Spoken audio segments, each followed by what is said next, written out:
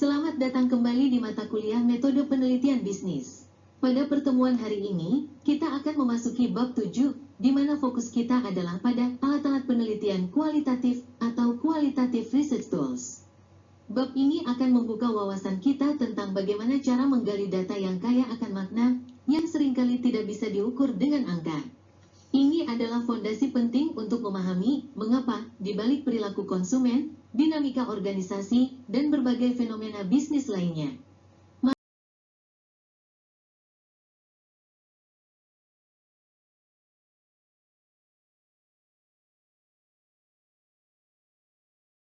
Sebelum kita masuk lebih dalam ke materi, penting untuk kita pahami terlebih dahulu tujuan pembelajaran dari bab ini. Apa saja kompetensi yang diharapkan dapat Anda kuasai setelah sesi ini berakhir? Pertama, Anda diharapkan dapat memahami sifat penelitian kualitatif yang terkadang dianggap kontroversial, terutama perdebatan yang menyangkut validitas atau keabsahan datanya dibandingkan dengan penelitian kuantitatif. Kedua, kita akan mendeskripsikan berbagai orientasi atau pendekatan yang berbeda dalam penelitian kualitatif. Anda akan melihat bahwa kualitatif itu tidak hanya satu jenis. Ketiga, kita akan masuk ke ranah praktis, yaitu mengetahui langkah-langkah yang sistematis untuk menyelenggarakan sebuah fokus group interview atau diskusi kelompok terfokus. Keempat, dan ini kelanjutannya, Anda tidak hanya tahu cara menjalankannya, tetapi juga tahu cara mempersiapkan panduan diskusinya atau yang sering disebut discussion guide. Kelima, kita akan melihat bagaimana teknologi dapat membantu kita, yaitu dengan memahami nilai atau manfaat dari penggunaan perangkat lunak komputer untuk analisis data kualitatif. Dan yang terakhir, secara keseluruhan, Anda akan mampu mengenali berbagai alat penelitian kualitatif, serta memahami kekuatan dan kelemahan dari masing-masing alat tersebut, sehingga Anda bisa memilih alat yang paling tepat untuk penelitian Anda nantinya.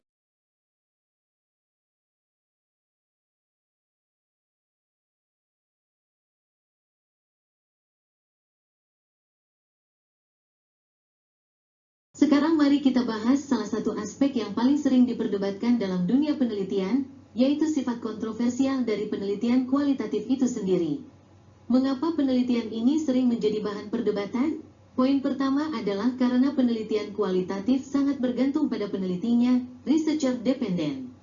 Artinya, peneliti bukan hanya sekadar pengumpul data, tetapi ia adalah instrumen utama dalam penelitian. Keterampilan peneliti dalam bertanya, mendengarkan, mengobservasi, dan yang terpenting, dalam menginterpretasi data, sangat menentukan hasil akhir penelitian. Dua peneliti yang berbeda, meskipun meneliti topik yang sama dengan partisipan yang sama, bisa saja menghasilkan interpretasi yang sedikit berbeda. Kualitas wawasan yang didapat sangat dipengaruhi oleh kepekaan dan keahlian si peneliti. Karena sifatnya yang sangat subjektif dan interpretatif inilah, maka muncul poin kedua, penelitian kualitatif terkadang dipandang kurang kredibel, less kredibel, terutama oleh mereka yang terbiasa dengan pendekatan kuantitatif yang berbasis angka dan statistik. Karena tidak ada angka pasti atau uji statistik yang objektif, sebagian kalangan menganggap hasilnya kurang bisa diandalkan. Hal ini membawa kita pada poin ketiga, di mana validitas atau keabsahan dari penelitian kualitatif seringkali diperdebatkan. Pertanyaan yang sering muncul adalah, apakah temuan ini benar-benar mencerminkan kenyataan, atau hanya cerminan dari interpretasi pribadi si peneliti? Ini adalah tantangan utama, namun, penting untuk dicatat bahwa dalam penelitian kualitatif, ada berbagai teknik untuk menjaga rigor atau kekakuan metodologis, seperti triangulasi dan member checking, untuk memastikan bahwa interpretasi yang dibuat benar-benar berdasar dan dapat dipertanggungjawabkan. Jadi, meskipun kontroversial, bukan berarti penelitian ini tidak ilmiah.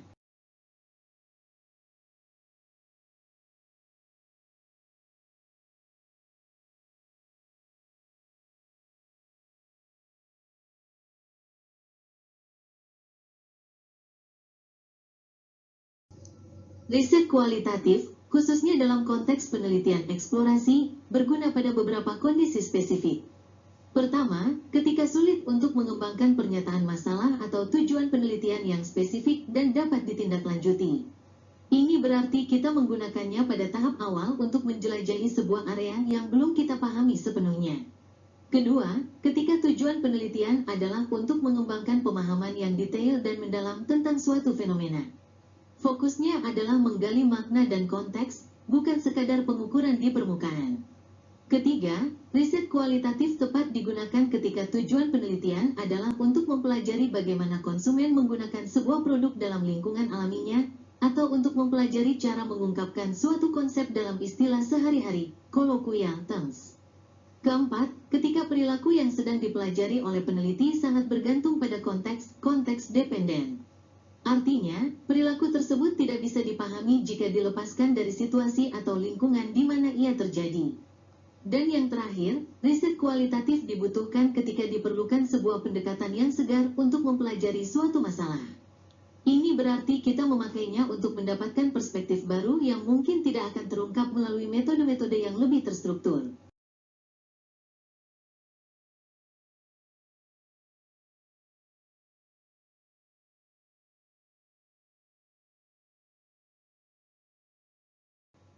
Penelitian kualitatif sangatlah berguna pada kondisi-kondisi tertentu. Mari kita lihat kapan saja kita sebaiknya menggunakan pendekatan ini.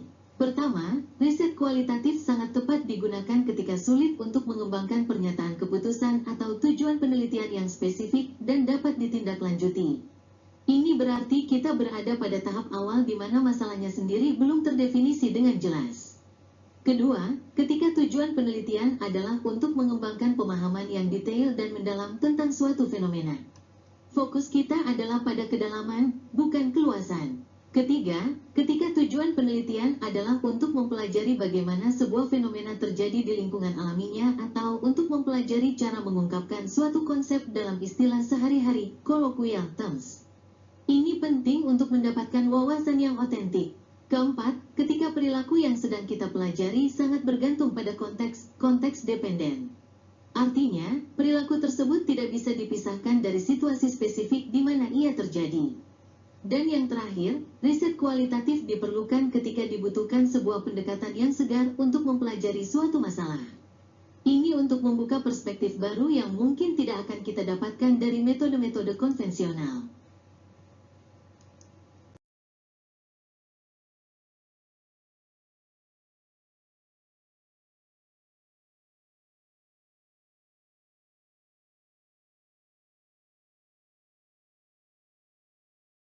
Dalam perbandingan antara penelitian kualitatif dan kuantitatif. Pertama, kita lihat penelitian bisnis kuantitatif. Pendekatan ini sifatnya deskriptif dan konklusif. Artinya, ia bertujuan untuk menggambarkan suatu fenomena secara akurat atau untuk menarik kesimpulan yang pasti.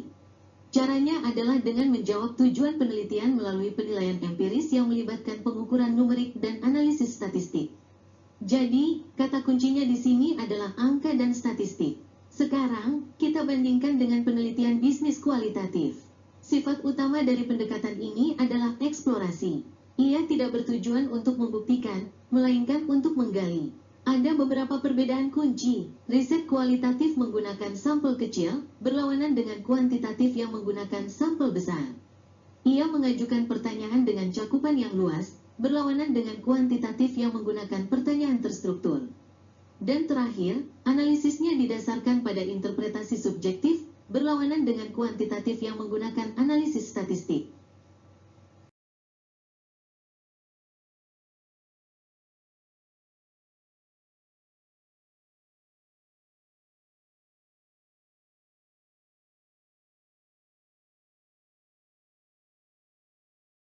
Sebagai contoh nyata dari kekuatan riset kualitatif, mari kita lihat kasus dari salah satu perusahaan barang konsumsi terbesar di dunia, Procter & Gamble atau P&G.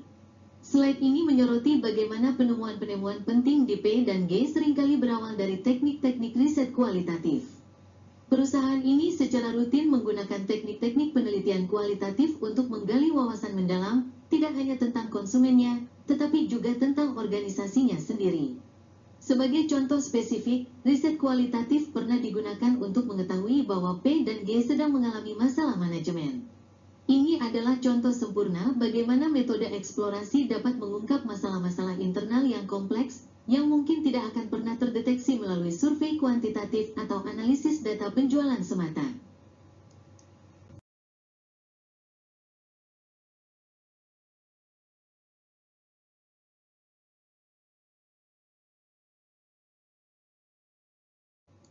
Untuk lebih memahami perbedaan antara riset eksplorasi dan riset konfirmasi, kita bisa melihatnya dari jenis data yang mereka hasilkan.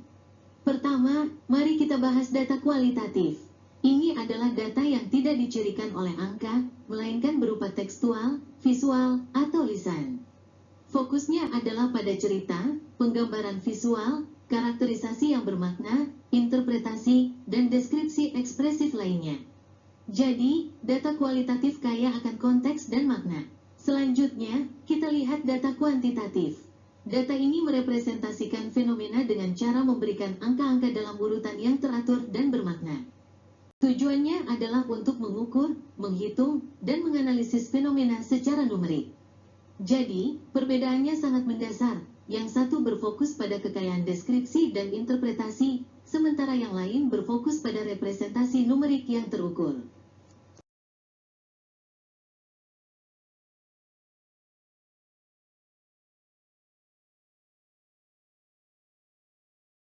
Berdasarkan tabel yang ditampilkan di slide ini, mari kita bandingkan secara langsung antara penelitian kualitatif dan penelitian kuantitatif.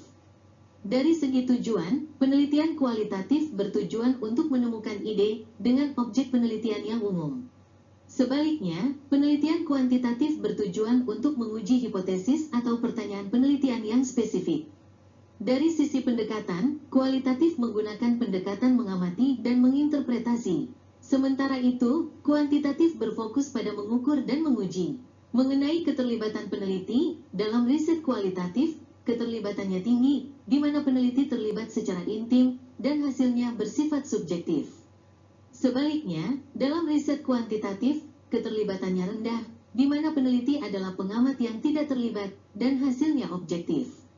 Untuk ukuran sampel, kualitatif menggunakan sampel kecil yang seringkali diambil dalam lingkungan alami. Kuantitatif, di sisi lain, memerlukan sampel yang besar untuk menghasilkan hasil yang dapat digeneralisasi. Jenis pertanyaan penelitian dalam kualitatif, pertanyaannya bersifat eksplorasi, umum, dan terbuka. Sementara dalam kuantitatif, pertanyaannya spesifik, terukur, dan tertutup. Dan yang terakhir, penggunaannya yang paling sering, riset kualitatif paling sering digunakan dalam desain penelitian eksplorasi. Sebaliknya, riset kuantitatif lebih umum digunakan dalam desain penelitian deskriptif dan kausal.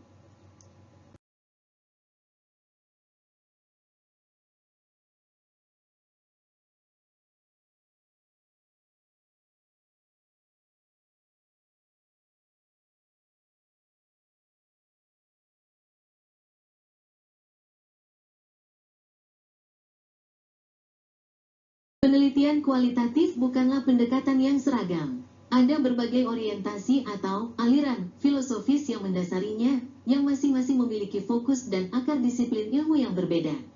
Slide ini memperkenalkan kita pada orientasi-orientasi utama dalam penelitian kualitatif.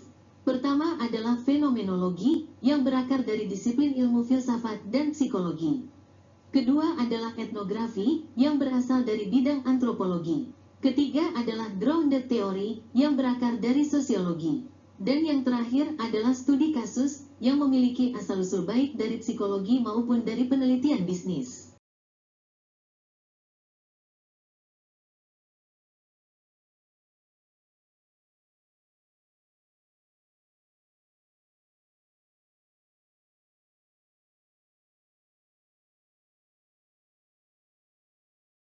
Mari kita lanjutkan ke orientasi yang pertama, yaitu fenomenologi. Jadi, apa sebenarnya pendekatan fenomenologis dalam penelitian itu? Fenomenologi adalah sebuah pendekatan filosofis untuk mempelajari pengalaman manusia, yang didasarkan pada gagasan bahwa pengalaman manusia itu sendiri pada dasarnya bersifat subjektif dan ditentukan oleh konteks di mana orang tersebut hidup. Dengan kata lain, fenomenologi meyakini bahwa tidak ada satu realitas objektif tunggal, yang ada hanyalah pengalaman kita terhadap realitas tersebut, yang unik bagi setiap individu. Tujuan utama dari pendekatan ini adalah untuk berusaha mendeskripsikan, merefleksikan, dan menginterpretasikan pengalaman-pengalaman tersebut.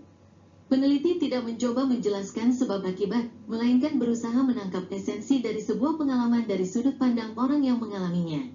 Untuk mencapai tujuan ini, Fenomenologi sangat bergantung pada alat wawancara yang bersifat percakapan, konversasional interview.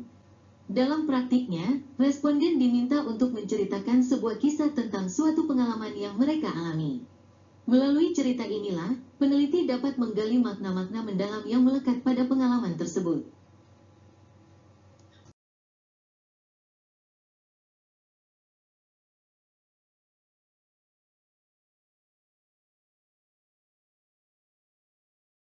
Slide ini memberikan sebuah contoh yang sangat menarik tentang bagaimana pendekatan fenomenologi, atau lebih spesifik lagi, pendekatan hermeneutik, bisa diterapkan dalam riset bisnis untuk mendapatkan wawasan yang sangat dalam.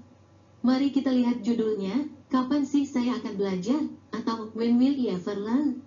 Ini adalah sebuah ungkapan yang mungkin sering kita dengar atau bahkan kita ucapkan sendiri, terutama setelah membuat keputusan pembelian yang kita sesali. Ungkapan ini sendiri adalah sebuah data kualitatif yang kaya makna. Poin pertama menjelaskan bahwa sebuah pendekatan hermeneutik dapat digunakan untuk memberikan wawasan mendalam tentang pengalaman berbelanja mobil.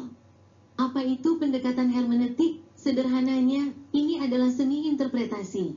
Peneliti tidak hanya mendengar apa yang konsumen katakan, tetapi mencoba memahami makna yang lebih dalam di balik cerita mereka, sama seperti kita menginterpretasi sebuah teks sastra. Pengalaman membeli mobil yang penuh dengan emosi, keraguan, dan negosiasi adalah teks yang sangat kaya untuk diinterpretasi. Nah, poin kedua adalah inti dari penemuan riset ini. Ditemukan bahwa ada hubungan antara ungkapan, kapan sih saya akan belajar, dengan alur cerita tentang tanggung jawab diri, self-responsibility. Apa maksudnya? Ketika seorang konsumen mengucapkan kalimat itu setelah pengalaman membeli mobil yang buruk, mereka sebenarnya tidak hanya menyalahkan penjual.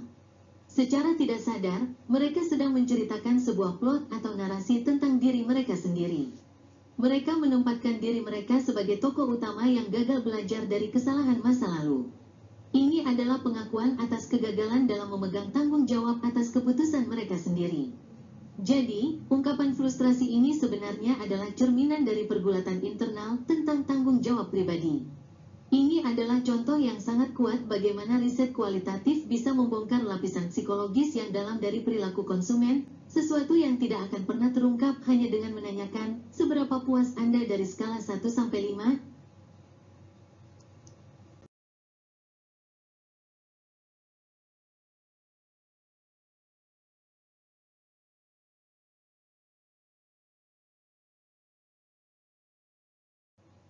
Setelah pada slide sebelumnya kita melihat contoh aplikasi hermeneutik, slide ini memberikan kita definisi formalnya. Jadi, apa itu hermeneutika? Hermeneutika adalah sebuah pendekatan untuk memahami fenomenologi yang bergantung pada analisis teks di mana seseorang menceritakan sebuah kisah tentang dirinya sendiri. Jadi, teks di sini bisa berupa transkrip wawancara, dan tugas peneliti adalah menginterpretasi makna yang tersembunyi di dalam cerita atau teks tersebut. Lalu, dalam proses analisisnya, kita bekerja dengan apa yang disebut unit hermeneutik. Unit hermeneutik adalah sebuah potongan teks dari cerita responden yang terhubung dengan sebuah tema kunci. Tema kunci ini bisa muncul dari dalam cerita responden itu sendiri, atau bisa juga disediakan oleh peneliti berdasarkan kerangka teori yang ada. Dengan mengidentifikasi dan menghubungkan unit-unit hermeneutik ini, peneliti dapat membangun pemahaman yang utuh tentang pengalaman responden.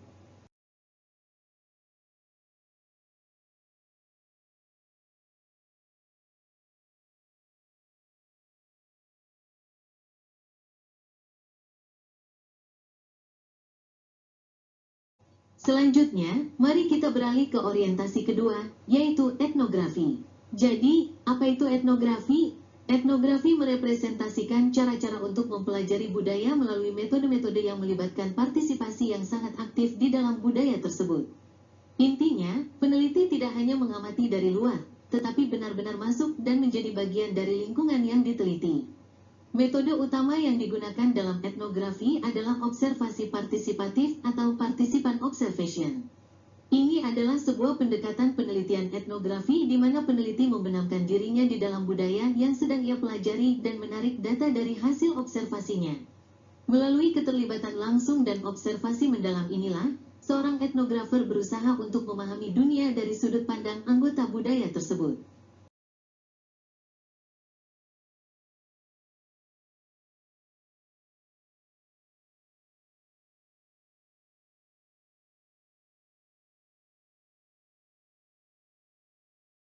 Sekarang kita beralih ke orientasi ketiga, yaitu grounded theory. Jadi, apa itu grounded theory? Grounded theory merepresentasikan sebuah investigasi yang bersifat induktif. Artinya, peneliti tidak memulai dengan sebuah teori yang sudah jadi untuk diuji, melainkan membangun teori dari bawah ke atas, langsung dari data di lapangan. Prosesnya dimulai dengan peneliti mengajukan pertanyaan-pertanyaan tentang informasi yang diberikan oleh responden atau yang diambil dari catatan-catatan historis. Yang membuat metode ini unik adalah proses bertanyanya yang terus-menerus. Peneliti mengajukan pertanyaan kepada dirinya sendiri dan secara berulang kali mempertanyakan kembali respon-respon yang didapat untuk menggali penjelasan yang lebih dalam. Ini adalah proses analisis yang konstan dan berulang. Proses analisis yang berkelanjutan ini dipandu oleh beberapa pertanyaan kunci. Apa yang sedang terjadi di sini? Ini adalah pertanyaan dasar untuk memahami proses sosial yang sedang diamati. Bagaimana ini berbeda? Pertanyaan ini mendorong peneliti untuk terus membandingkan data dengan data, mencari pola, variasi, dan kondisi yang mempengaruhinya, yang pada akhirnya akan membentuk sebuah teori yang kokoh dan membumi pada data.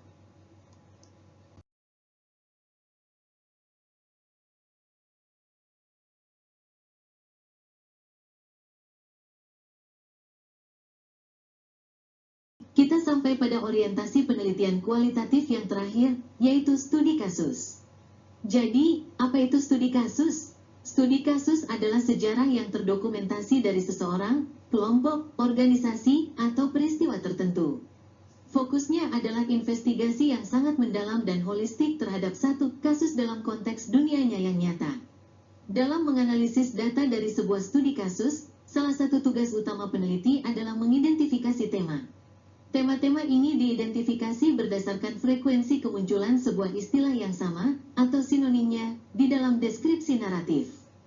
Dengan kata lain, peneliti secara cermat membaca data kasus bisa berupa transkrip wawancara, dokumen, atau catatan observasi dan mencari pola atau ide-ide yang terus-menerus muncul.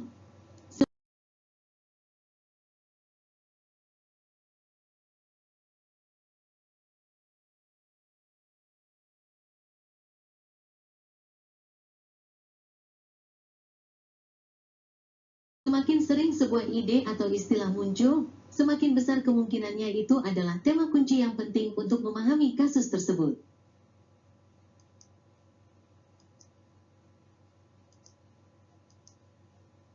Slide ini memberikan kita sebuah contoh nyata yang sangat kreatif tentang bagaimana penelitian kualitatif bisa dilakukan di luar wawancara biasa. Mari kita lihat studi kasus dari Time Warner Cable yang diberi judul Safari Indrawi Memberikan Waktu Bermain dan Riset yang Baik.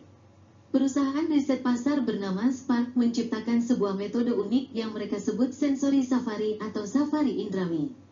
Tujuannya adalah untuk melibatkan seluruh panca indera partisipan dengan menggunakan berbagai macam materi, seperti yang bisa Anda lihat di gambar, ada kain, kertas warna, glitter, dan berbagai tekstur lainnya. Ini bukan sekadar diskusi, melainkan sebuah sesi kreatif. Hasilnya bisa sangat mendalam. Sebagai contoh, salah seorang pengguna menciptakan sebuah gambar berbentuk hati dengan teknologi tepat di tengah-tengahnya. Ini adalah sebuah metafora visual yang sangat kuat. Tanpa perlu berkata-kata, partisipan ini telah mengkomunikasikan bahwa teknologi adalah pusat dari kehidupannya, sesuatu yang ia cintai atau sangat ia butuhkan. Wawasan seperti ini jauh lebih emosional dan mendalam daripada jawaban verbal biasa.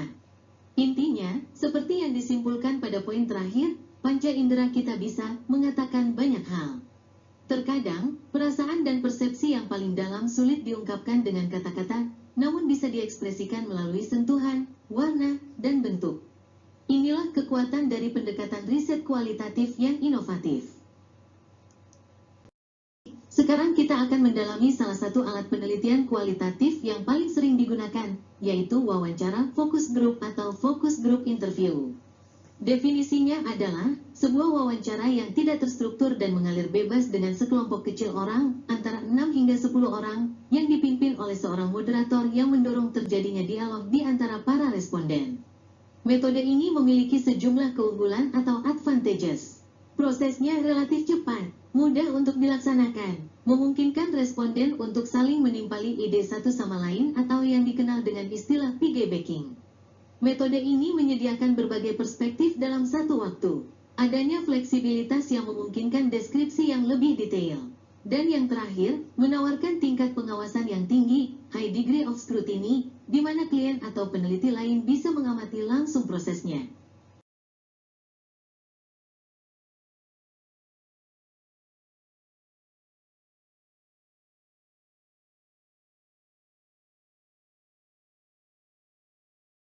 Setelah kita membahas definisi dan keunggulan dari focus group interview, sekarang kita akan fokus pada aspek yang sangat krusial, yaitu siapa yang seharusnya menjadi pesertanya.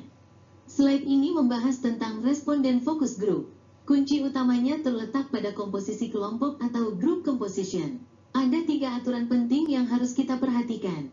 Pertama, mengenai jumlah. Ukuran kelompok yang ideal adalah antara 6 hingga 10 orang. Jika terlalu sedikit, diskusi mungkin tidak akan berkembang. Jika terlalu banyak, akan sulit untuk dikelola dan tidak semua orang akan mendapatkan kesempatan yang sama untuk berbicara. Kedua, dan ini sangat penting, kelompok harus relatif homogen. Ketiga, sebagai kelanjutan dari poin sebelumnya, homogen di sini berarti para peserta memiliki gaya hidup dan pengalaman yang serupa, similar lifestyles and experiences, yang relevan dengan topik penelitian. Mengapa ini penting? Tujuannya adalah untuk menciptakan lingkungan yang nyaman di mana peserta merasa setara dan tidak sungkan untuk mengungkapkan pendapat mereka secara jujur dan terbuka tanpa merasa terintimidasi oleh peserta lain yang mungkin memiliki latar belakang yang sangat berbeda.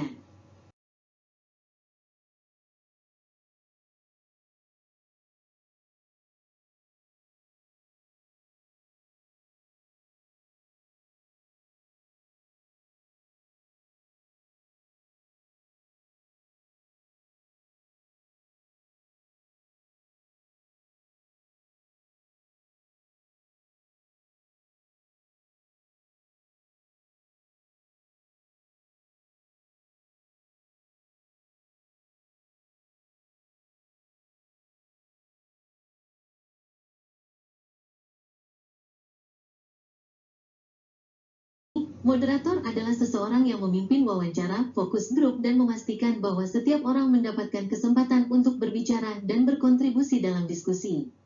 Tugasnya adalah sebagai fasilitator yang mengarahkan alur percakapan. Keberhasilan sebuah FGD sangat bergantung pada keterampilan moderator. Berikut adalah kualitas-kualitas dari seorang moderator yang baik. Pertama, ia harus mampu membangun kedekatan atau raport dengan kelompok. Ini penting untuk menciptakan suasana yang nyaman dan terbuka. Kedua, ia harus menjadi pendengar yang baik. Kemampuan mendengarkan secara aktif memungkinkan moderator untuk menggali lebih dalam jawaban-jawaban peserta. Ketiga, dan ini sangat krusial, ia berusaha untuk tidak menyisipkan opininya sendiri. Moderator harus tetap netral untuk menghindari bias dalam diskusi. Terakhir, ia harus mampu mengendalikan diskusi tanpa menjadi terlalu dominan, overbearing.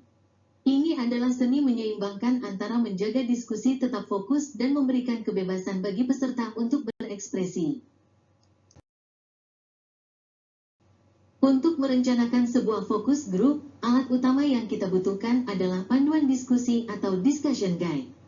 Menurut slide ini, panduan diskusi adalah sebuah dokumen yang mencakup komentar pembuka tertulis yang menginformasikan kelompok tentang tujuan dan aturan fokus group, dan kemudian menguraikan topik atau pertanyaan yang akan dibahas dalam sesi kelompok tersebut. Ini adalah peta jalan bagi moderator untuk memastikan semua tujuan penelitian tercapai secara sistematis.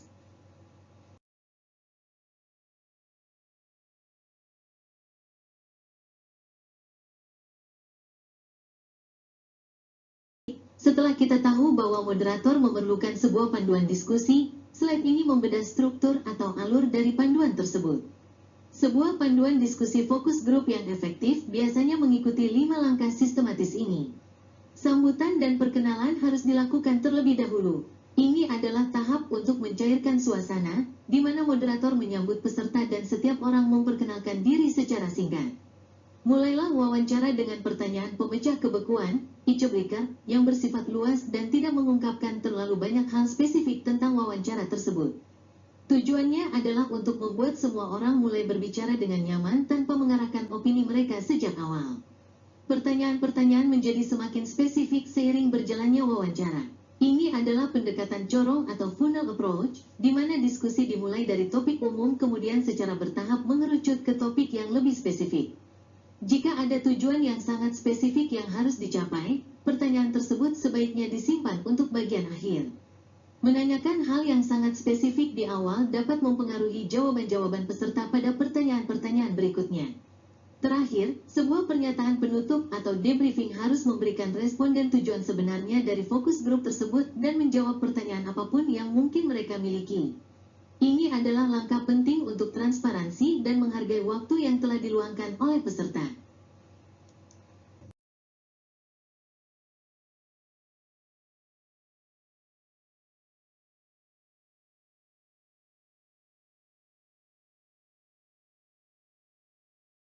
Seiring dengan perkembangan teknologi, metode fokus grup pun berevolusi ke dalam ranah digital.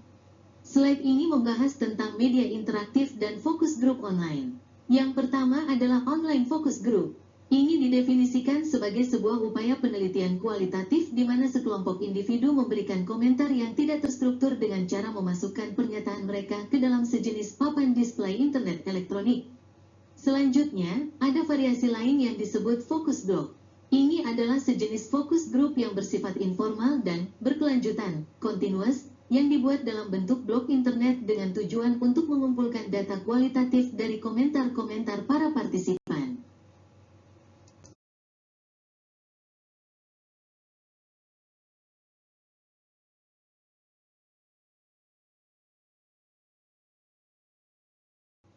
Baik, slide ini menyajikan perbandingan langsung antara teknik fokus grup yang dilakukan secara online versus tatap muka, dengan menyoroti kelebihan dan kekurangannya. Mari kita mulai dengan kelebihan, advantages, dari metode online. Pertama, prosesnya cepat, fast. Kedua, biayanya tidak mahal, inexpensive. Ketiga, metode ini memungkinkan kita untuk mengumpulkan banyak partisipan dari area geografis yang tersebar luas. Keempat, adanya anonimitas responden yang dapat membuat mereka lebih nyaman untuk berbagi. Dan terakhir, transkrip direkam secara otomatis yang sangat menghemat waktu dalam proses analisis. Sekarang, mari kita lihat sisi kekurangan, disadvantages, dari metode online. Pertama, kontrol yang lebih sedikit terhadap siapa yang berpartisipasi. Kedua, dan ini sangat penting, partisipan tidak bisa menyentuh atau merasakan sesuatu, yang membuat metode ini tidak cocok untuk riset produk sensorik. Ketiga, kita tidak bisa melihat ekspresi wajah dan bahasa tubuh secara utuh. Dan terakhir, kemampuan moderator untuk menggali, probe, dan mengajukan pertanyaan menjadi berkurang.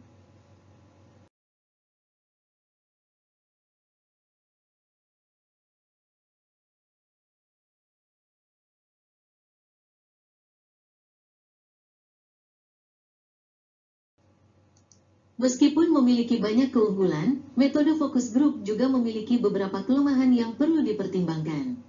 Pertama, fokus grup membutuhkan moderator yang objektif, sensitif, dan efektif.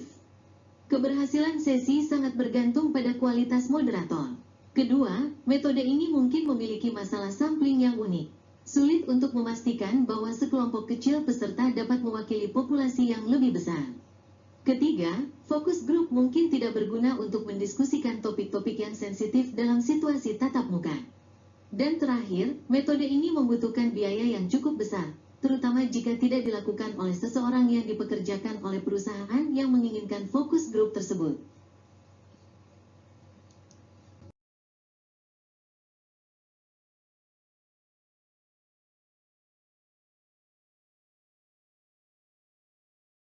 Selain fokus grup, metode individual yang juga sangat kuat adalah wawancara mendalam atau depth interviews. Definisi dari wawancara mendalam adalah wawancara satu lawan satu antara seorang peneliti profesional dengan seorang responden penelitian yang dilakukan untuk membahas suatu topik bisnis atau sosial yang relevan. Ini adalah kesempatan untuk menggali informasi secara sangat detail dari satu individu. Di dalam wawancara mendalam, ada sebuah teknik probing atau penggalian spesifik yang disebut laddering. Laddering adalah sebuah pendekatan probing tertentu di mana responden diminta untuk membandingkan perbedaan antar merek pada tingkatan yang berbeda. Tujuannya adalah untuk menaiki tangga dari fitur produk yang konkret hingga ke nilai-nilai personal yang abstrak. Teknik ini menghasilkan perbedaan pada tingkatan. Tingkat atribut level. Ini adalah tentang fitur-fitur fisik atau karakteristik dari sebuah produk. Misalnya, merek A kameranya 50MP, merek B 30MP. Tingkat manfaat, benefit level. Ini adalah tentang apa yang didapatkan konsumen dari atribut tersebut. Misalnya, karena kameranya 50MP, atribut, saya bisa mencetak foto dengan lebih besar dan jelas, manfaat. Tingkat nilai atau motivasi, value or motivation level. Ini adalah tingkatan tertinggi yang menghubungkan manfaat dengan nilai-nilai personal yang penting bagi konsumen. Misalnya, bisa mencetak foto yang jelas, manfaat, penting bagi saya karena saya ingin mengabadikan kenangan keluarga untuk anak cucu saya, nilai.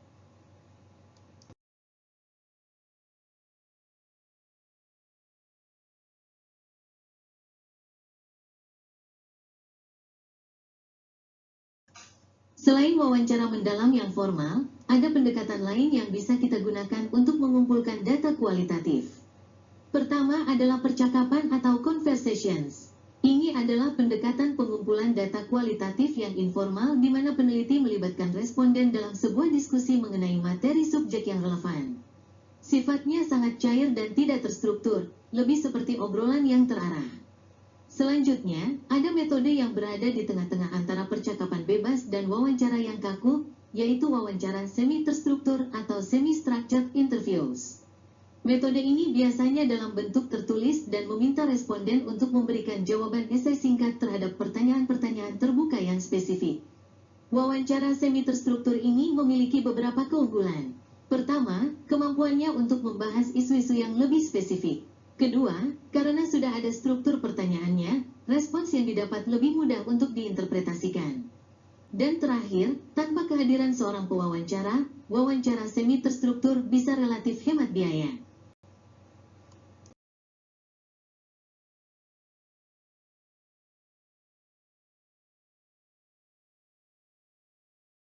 Sekarang kita akan membahas salah satu tren yang paling berdampak dalam beberapa waktu terakhir, yaitu jejaring sosial atau social networking.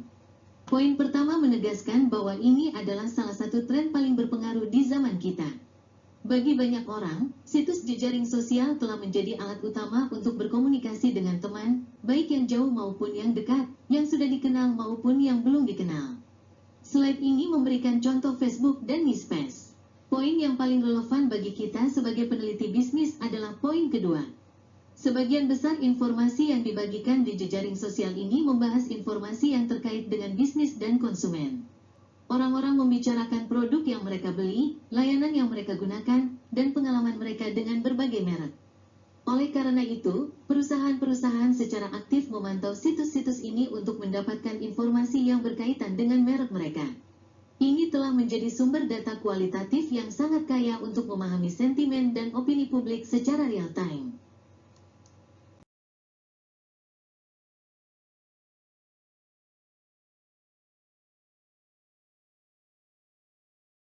Sekarang kita akan membahas dua teknik proyektif yang sangat umum digunakan, metode asosiasi bebas dan melengkapi kalimat.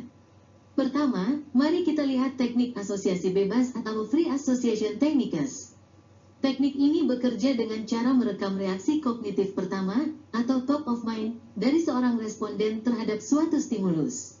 Stimulusnya bisa berupa kata, gambar, atau merek. Peneliti akan mengatakan mobil, dan responden harus langsung menyebutkan kata pertama yang muncul di benaknya. Tujuannya adalah untuk memungkinkan peneliti memetakan pikiran atau ingatan seorang responden.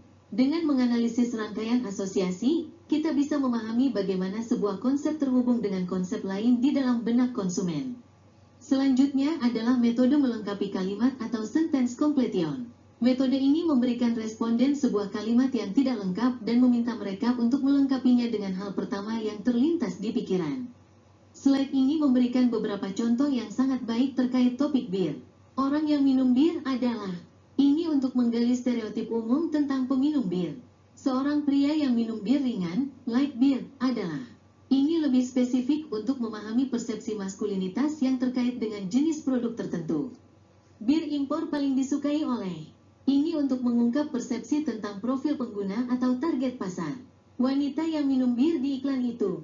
Ini untuk menggali reaksi dan persepsi terhadap penggambaran gender dalam iklan. Kedua teknik ini sangat berguna untuk mengungkap asumsi, sikap, dan perasaan yang mungkin tidak akan diungkapkan oleh responden jika ditanya secara langsung.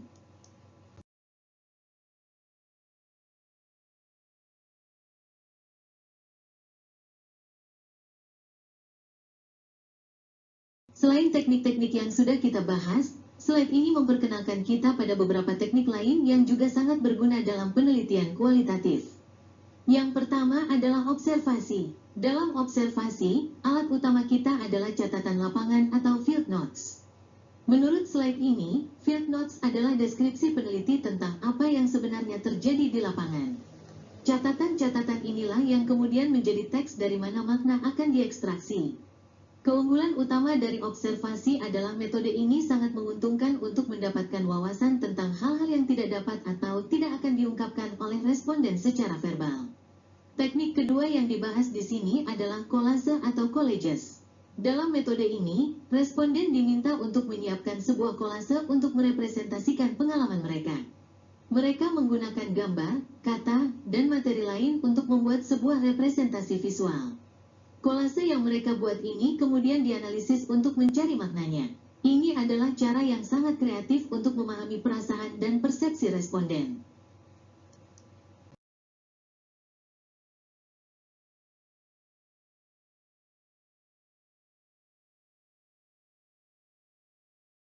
Melanjutkan pembahasan kita tentang teknik-teknik lain, slide ini memperkenalkan kita pada teknik penelitian proyektif atau projective research techniques. Menurut definisi di slide ini, teknik proyektif adalah sebuah cara bertanya yang tidak langsung yang memungkinkan responden untuk memproyeksikan keyakinan dan perasaan mereka ke pihak ketiga, benda mati, atau sebuah situasi tugas. Kapan teknik ini sangat berguna? Teknik ini sangat berguna dalam mempelajari isu-isu yang sensitif. Dengan tidak bertanya secara langsung, kita memungkinkan responden untuk mengungkapkan perasaan atau keyakinan yang mungkin akan mereka sembunyikan jika ditanya secara langsung.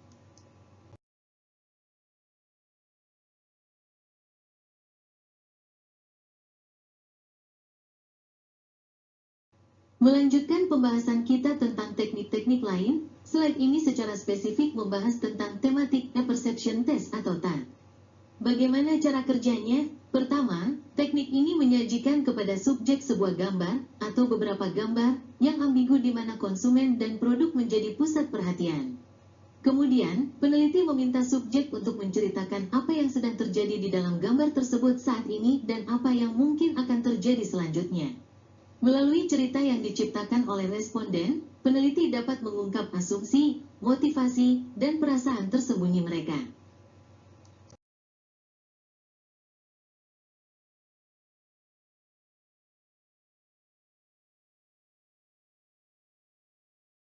Ini adalah contoh visual yang bagus dari apa yang dimaksud dengan gambar untuk tematik apperception test atau TAT, seperti yang kita bahas sebelumnya. Di sini kita melihat sebuah gambar yang ambigu, sebuah adegan di kantor. Seorang pria, mungkin seorang manajer, bertanya kepada seorang wanita yang sedang bekerja, apakah menurutmu kita perlu mengupgrade perangkat lunak pengolah kata kita? Perhatikan bahwa balon percakapan dari wanita itu sengaja dikosongkan. Inilah inti dari teknik ini. Gambar ini akan ditunjukkan kepada seorang responden, dan peneliti akan memintanya untuk menceritakan sebuah kisah. Peneliti akan bertanya, apa yang sedang terjadi di sini? Apa yang dipikirkan oleh wanita itu? Apa yang akan dia katakan selanjutnya? Jawaban atau cerita yang dibuat oleh responden sebenarnya adalah proyeksi dari perasaan, keyakinan, dan pengalamannya sendiri terhadap situasi serupa. Misalnya, jika responden menceritakan bahwa wanita itu merasa kesal karena idenya tidak pernah didengar, ini bisa mengindikasikan adanya masalah komunikasi atau frustrasi di tempat kerja.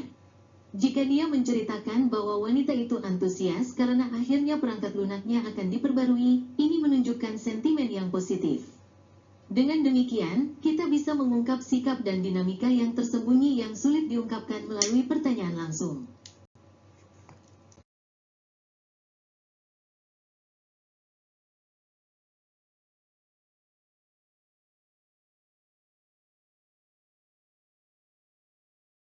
Setelah kita membahas berbagai teknik dalam riset kualitatif, penting bagi kita untuk juga memahami batasan dan potensi penyalahgunaannya. Slide ini membahas tentang riset eksplorasi dalam sains dan dalam praktik, dengan fokus pada bagaimana riset ini bisa disalahgunakan. Pertama adalah masalah interpretasi. Poin kuncinya adalah, penelitian kualitatif tidak dapat menarik referensi yang konklusif. Artinya, temuan dari FGD atau wawancara mendalam tidak bisa digeneralisasi menjadi sebuah kesimpulan yang berlaku untuk seluruh populasi. Kesalahan fatal terjadi ketika seorang peneliti mengambil wawasan kualitatif dan menyajikannya seolah-olah itu adalah fakta yang terbukti secara statistik. Kedua adalah isu replikabilitas. Replikabilitas idealnya terjadi ketika kesimpulan yang sama dicapai berdasarkan interpretasi peneliti lain. Namun, dalam riset kualitatif, ini adalah tantangan besar. Karena sifatnya yang sangat subjektif, dua peneliti yang berbeda bisa saja melihat data yang sama dan sampai pada interpretasi yang berbeda. Kurangnya replikabilitas adalah kritik utama terhadap riset kualitatif, dan menyajikannya seolah-olah temuannya mudah direplikasi adalah sebuah penyalahgunaan. Ketiga, slide ini mengingatkan kita pada sebuah periode historis yang disebut era riset motivasional. Pada masa itu, pendekatan kualitatif, yang seringkali didasarkan pada psikoanalisis, menghasilkan beberapa alasan yang menarik dan terkadang aneh, bizarre, mengenai perilaku konsumen. Interpretasi seringkali terlalu jauh dan spekulatif. Ini menjadi sebuah pelajaran bahwa tanpa landasan yang kuat dan disiplin dalam interpretasi, riset kualitatif bisa menghasilkan kesimpulan yang tidak ilmiah dan tidak dapat dipertanggungjawabkan.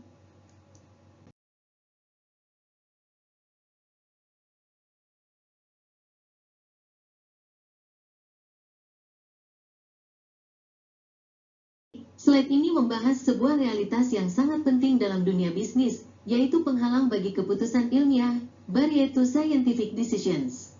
Meskipun secara ideal semua keputusan bisnis harus didasarkan pada data dan penelitian yang cermat, pada praktiknya ada 3 penghalang utama yang seringkali menghalangi proses tersebut. Pertama adalah waktu. Di dunia bisnis yang bergerak cepat, seringkali tidak ada cukup waktu untuk melakukan penelitian yang mendalam. Tekanan untuk membuat keputusan dengan cepat agar tidak ketinggalan dari pesaing seringkali lebih diutamakan daripada menunggu hasil riset yang komprehensif. Kedua adalah uang. Penelitian yang berkualitas membutuhkan biaya untuk merekrut responden, untuk menggunakan alat analisis, atau untuk menyewa ahli. Ketika anggaran terbatas, penelitian seringkali menjadi hal pertama yang dipotong, dan keputusan akhirnya dibuat berdasarkan asumsi atau pengalaman masa lalu, bukan data baru. Dan yang ketiga, dan mungkin yang paling sulit diatasi, adalah emosi. Keputusan pada akhirnya dibuat oleh manusia. Faktor-faktor seperti ego, keterikatan emosional pada sebuah ide atau proyek, atau ketakutan akan kegagalan dapat membuat seorang pengambil keputusan mengabaikan data objektif yang disajikan kepadanya, terutama jika data tersebut bertentangan dengan apa yang ingin mereka percayai.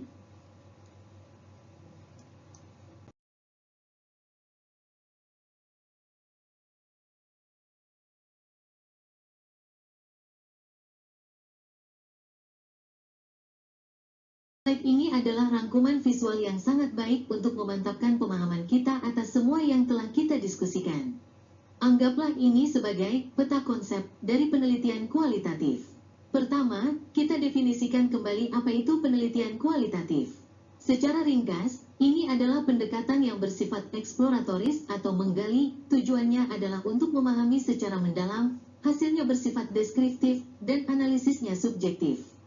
Kedua, kita telah membahas berbagai orientasi penelitian kualitatif.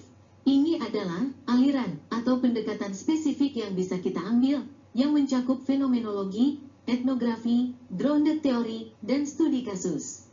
Dan terakhir, kotak perkakas kita, yaitu alat-alat penelitian kualitatif yang umum digunakan, yang meliputi focus group interview, in-depth interview, dan teknik proyektif. Dengan memahami ketiga komponen ini, apa itu riset kualitatif, apa saja orientasinya, dan apa saja alat-alatnya, Anda sudah menguasai esensi dari bab 7 ini. Narasi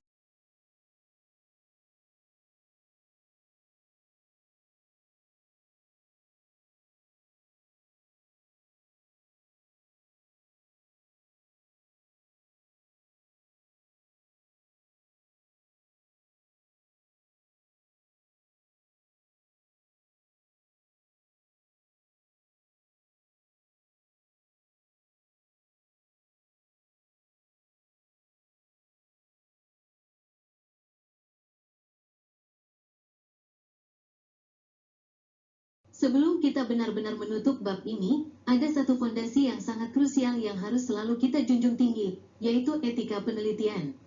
Karena kita berinteraksi secara mendalam dengan manusia, tanggung jawab etis kita sebagai peneliti menjadi sangatlah besar. Prinsip utamanya, tanggung jawab utama seorang peneliti adalah kepada publik. Ini menuntut kejujuran dan objektivitas dalam melaporkan temuan. Kita harus menghindari apa yang disebut ilmu semu atau pseudoscience, seperti praktik SUGGING, menjual berkedok riset, atau FRUGGING, menggalang dana berkedok riset. Kita harus selalu melindungi hak responden, terutama hak atas privasi. Kerahasiaan identitas dan informasi mereka adalah mutlak. Dan yang terpenting, responden memiliki hak untuk diberitahu tentang tujuan penelitian, atau yang kita kenal sebagai prinsip informed consent. Partisipasi harus selalu bersifat sukarela. Menjadi peneliti yang hebat bukan hanya soal menguasai metodologi, tetapi juga tentang menjadi manusia yang berintegritas.